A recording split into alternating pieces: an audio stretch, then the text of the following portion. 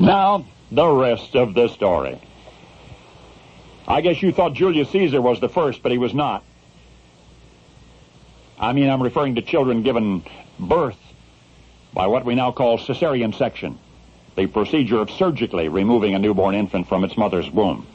Tradition has it that Emperor Caesar was born this way, though no historian will stake his reputation on it.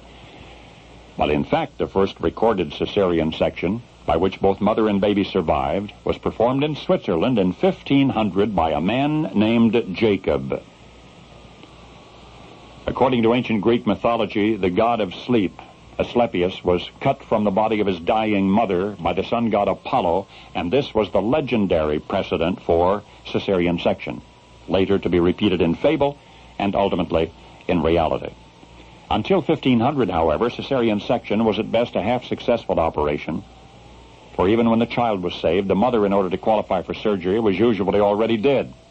Now, 1500 A.D., and remember, this is only 8 years after they were still talking about the world being flat.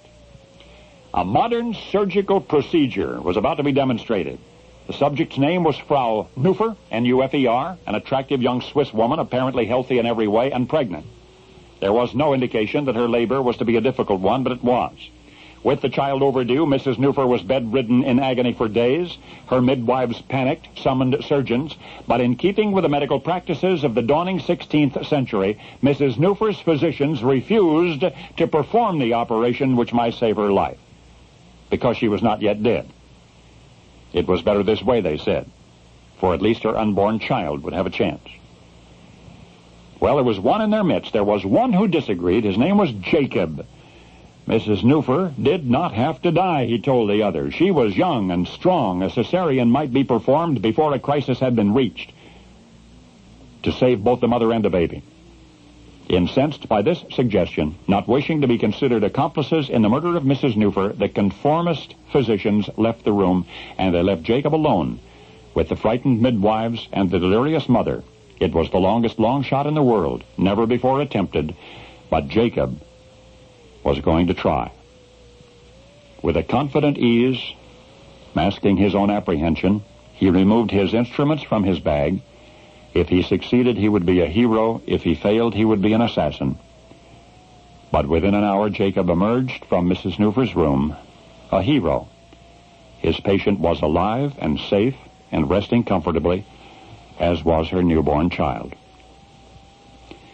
The surgical success achieved by Jacob in 1500 would not be repeated with frequency and safety until the development of modern anesthetics and antiseptics.